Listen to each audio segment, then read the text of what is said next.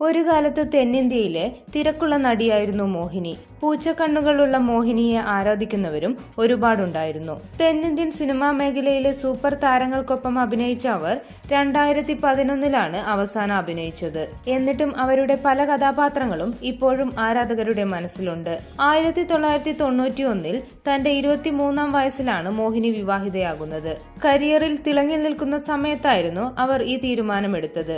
അതിനുശേഷം അമേരിക്കയിൽ സ്ഥിരതാമസമാക്കിയ മോഹിനി പിന്നീട് ചുരുക്കം സിനിമകളിൽ മാത്രമാണ് അഭിനയിച്ചത്. അടുത്തിടെ ഒരു തമിഴ് ചാനലിന് നൽകിയ അഭിമുഖത്തിൽ തന്റെ വിവാഹ ജീവിതത്തെക്കുറിച്ചും വിഷാദരോഗം മൂലം നേരിട്ട പ്രതിസന്ധികളെക്കുറിച്ചും മനസ്സ് തുറന്നു. വിവാഹശേഷം ഭർത്താവിനും മകൾക്കുമൊപ്പം സന്തോഷകരമായ കുടുംബജീവിതമാണ് നയിച്ചിരുന്നത്. എന്നാൽ ഒരു ഘട്ടത്തിൽ ഞാൻ വിഷാദത്തിലേക്ക് വീണ്ടും പോവുകയാണെന്ന് തിരിച്ചറിഞ്ഞു. എന്റെ ജീവിതത്തിൽ ഒരു കുഴപ്പവും ഉണ്ടായിരുന്നില്ല. എന്നിട്ടും വിഷാദ രോഗിയായി. ഒരു ഘട്ടത്തിൽ ആത്മഹത്യക്ക് പോലും ശ്രമിച്ചു.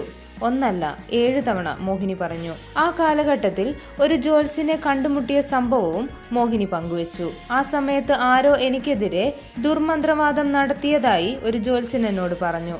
ആദ്യം ഞാനത് ചിരിച്ചു തള്ളി. എന്നാൽ പിന്നീട് എന്തിനാണ് ഞാൻ ആത്മഹത്യക്ക് വരെ തുനിഞ്ഞതെന്ന് ഞാൻ അത്ഭുതപ്പെട്ടു.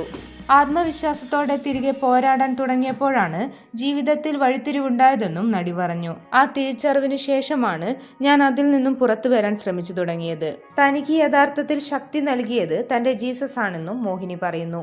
കൂടുതൽ വാർത്തകൾക്കും വിശേഷങ്ങൾക്കുമായി ഈ ചാനൽ സബ്സ്ക്രൈബ് ചെയ്യുക.